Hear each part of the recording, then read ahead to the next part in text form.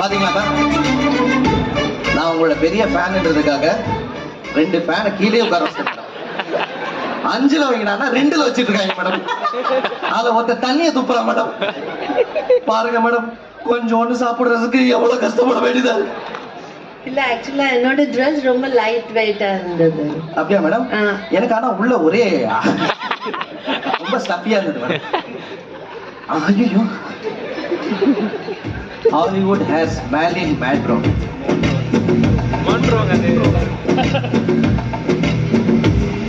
இங்க கீழே இருக்கு பாருடா.